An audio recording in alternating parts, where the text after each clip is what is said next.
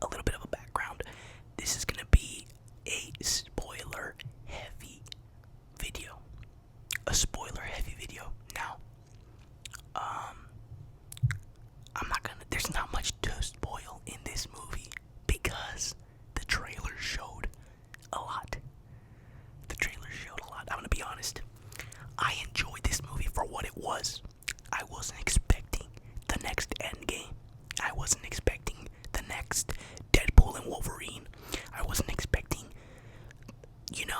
what the fuck you're getting with Captain America and what you're getting with Falcon. Okay? And this movie closed a lot of loops. A lot of loops that were just left open, dangling. For example, the villain of this movie is a villain that we met like over a decade ago. Over a decade ago in 2008. The long and forgotten Incredible Hulk movie with, what's his name? Edward Norton. With Edward Norton. So, the Incredible Hulk with Edward Norton shows how he has been getting help with the Incredible Hulk. Let's go ahead and explain what movies is needed to understand Captain America Brave New World. So, let's start with Incredible Hulk. Incredible Hulk is an integral part to this movie because the villain of this movie spawns out of that film from 2008. They brought back the same actor. They continued the storyline like as if it's been going on in the background. And you know what? I really dug that. I enjoyed the shit out of knowing that the General Ross, the reason that he's president is because of a bad guy.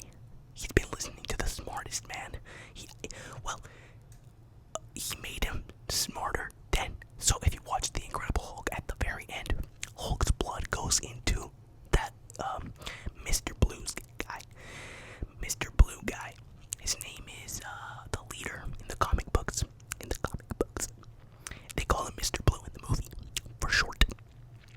And they never call him the leader, Anyways, so at the end of the film, they show that a little bit of blood just drops onto his head and it fucking morphs. It morphs, right? And when that happens, it just cuts to the action. It cuts back to the action. And we never saw anything of him again, ever. And the big reason that we never saw anything about him again is because they can't make a Hulk movie. Marvel cannot make a Hulk movie by itself and just call it Hulk. They have strict. Back in the 90s, Marvel was gonna go bankrupt. They were going bankrupt. And so they sold the rights to a lot of their characters. So that's why they didn't have Spider-Man. Spider-Man was with Sony. Hulk went to Universal. And the X-Men and Fantastic Four went to Fox.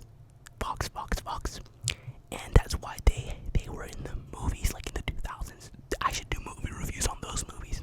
Let me know in the comments if you want to know my thoughts on those movies.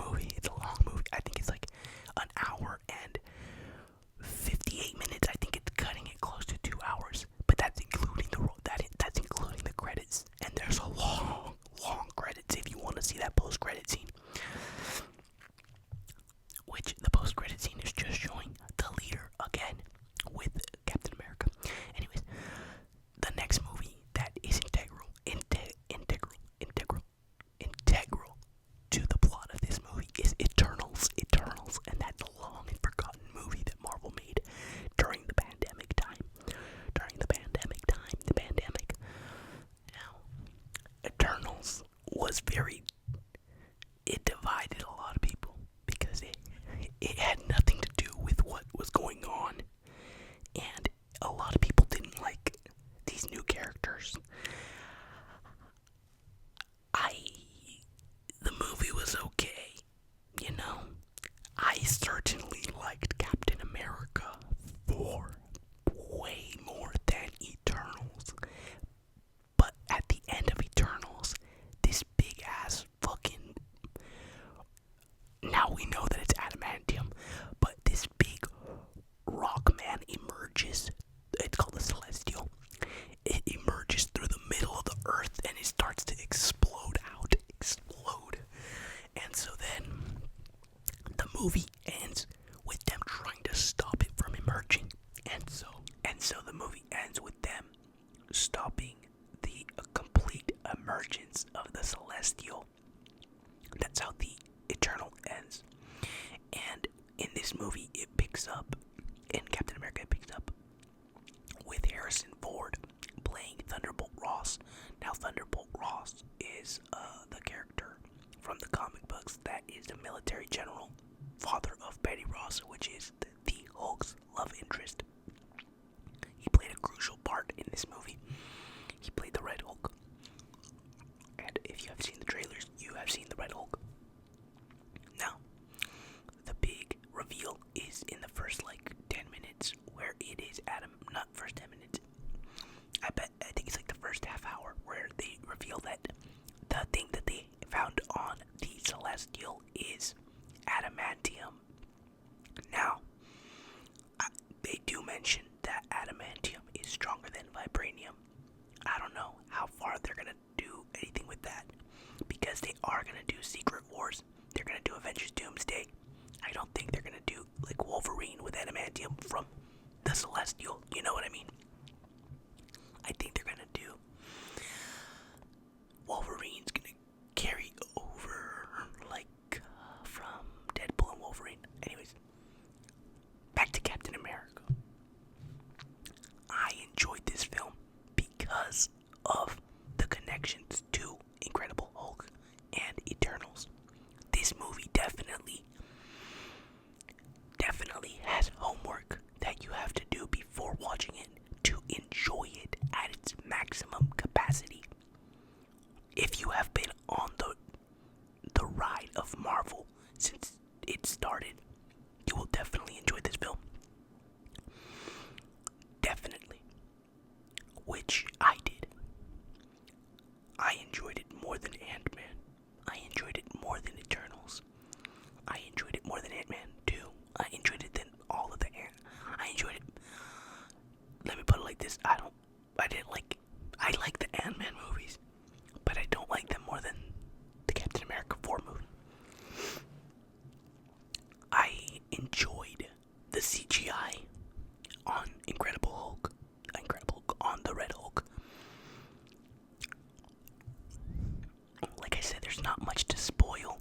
It shows a lot in the trailer. And if you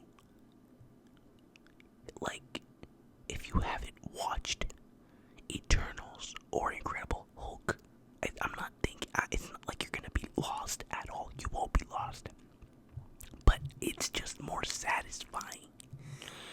It's way more satisfying if you have already watched those two films, because of the context. And it's just a lot of people have been saying it's Incredible Hulk 2 sequel, because it literally carries over the villain, or one of the villains from the Hulk comic books, into this movie.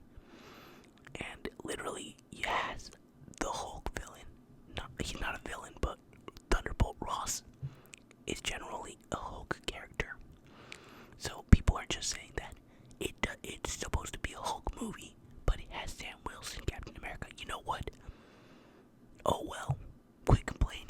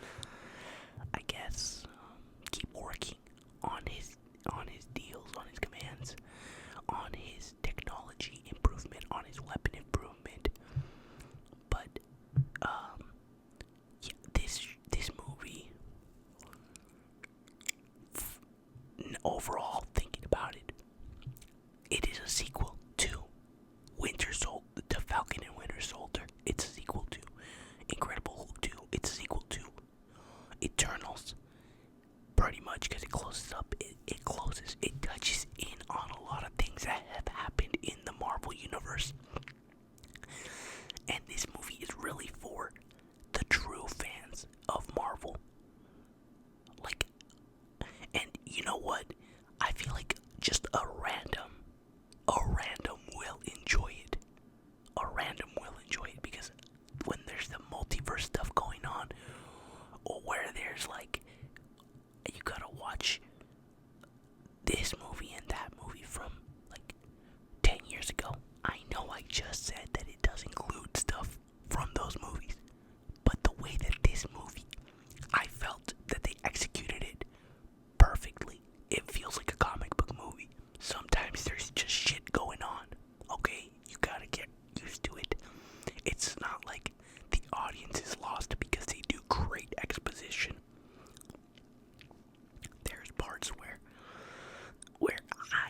me personally, I was like, that's clearly in the movie. For the people that did not watch the TV show, it's like a one or two sentences that that are clear.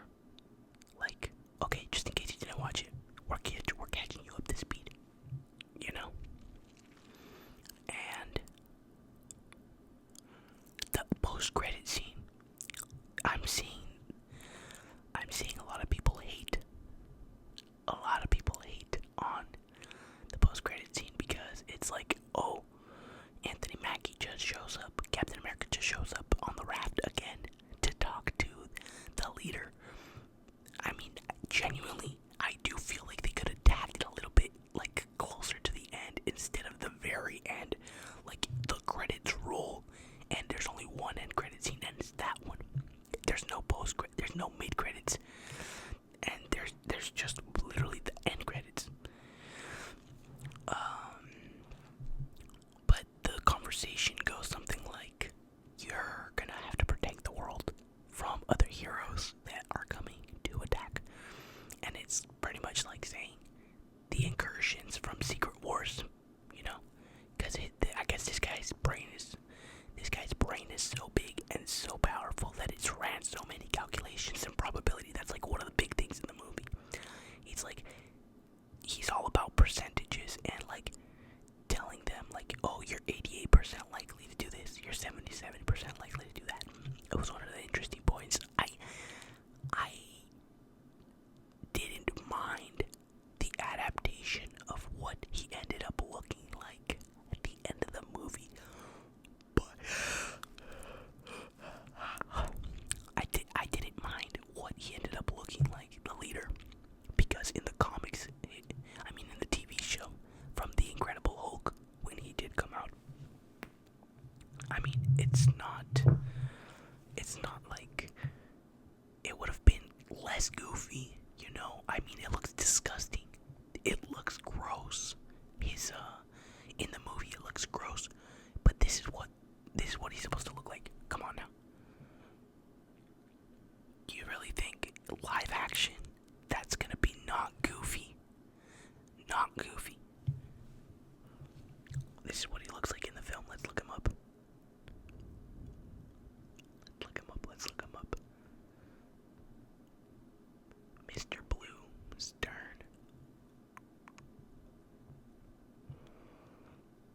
Let's see. Let's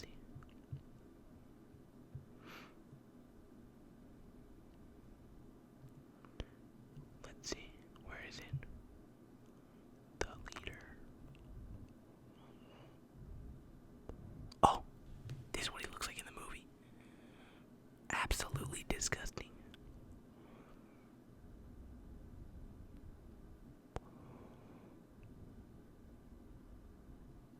He literally looks like this. It's like warts on his head. Like his brain is huge. Absolutely fried. Thumbnail real quick.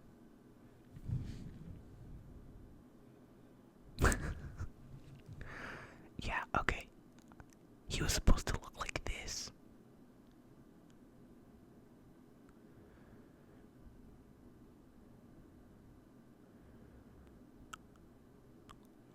Oh, he was supposed to look like this. What the fuck? They completely changed him. Why did they change him?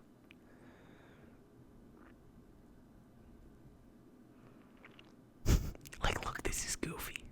This is so goofy in my opinion. But what the final result was not good either. Look at the green. They're comparing him to the Green Lantern villain guy. This is from Green Lantern. This video has gone officially off the rails. We're talking about Green Lantern now. Oh look, okay, so this was one of the designs. He was supposed to look like this, but we ended up with that monstrosity. What the fuck? Yo. Why did they change? You know what? This is Ant-Man 3. MODOK. Come on now. Come on now. That's not good. That is not good at all. The promo art.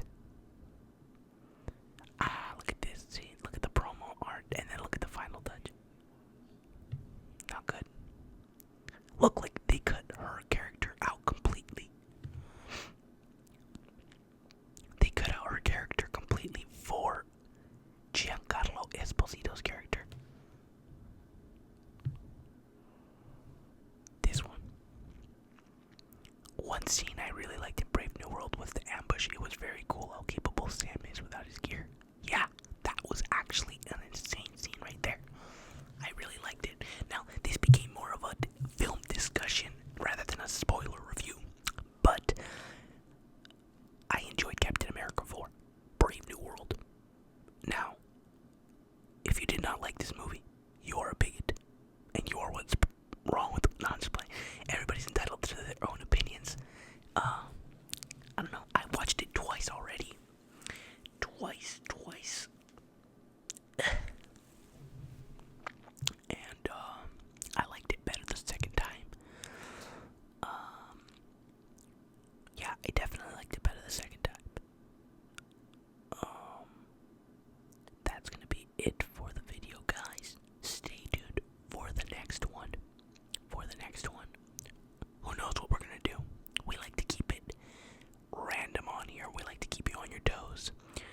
I hope you guys have a good